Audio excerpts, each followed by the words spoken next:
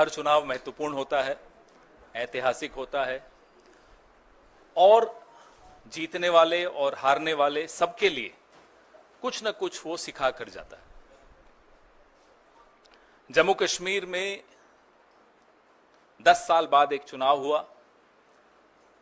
जिन परिस्थितियों में हुआ वो आपके सामने है।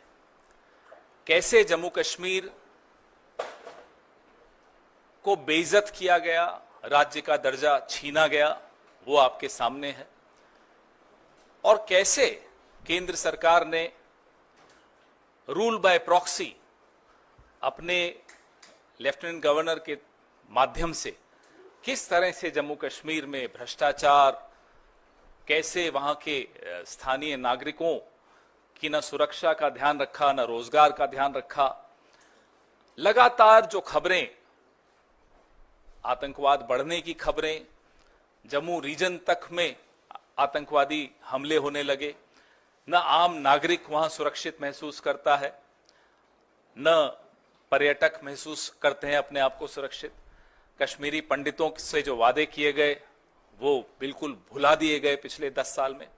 ये सब इन परिस्थितियों के बीच में जम्मू कश्मीर में एक चुनाव हुआ, ऐतिहासिक चुनाव था और जम्मू कश्मीर के बाशिंदों ने एक स्पष्ट जनादेश दिया।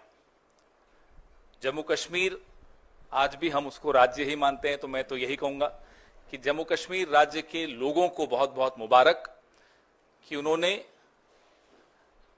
इस चुनाव में बढ़ चढ़कर हिस्सा लिया और करारा जवाब दिया उन लोगों को जिन्होंने जम्मू कश्मीर को की इज्जत को रौंदने में कोई कसर नहीं छोड़ी थी। जैसा कि आप सब जानते हैं, पूर्ण राज्य का दर्जा छीनकर यूनियन टेरिटरी बनाना अपने आप में अप्रत्याशित था।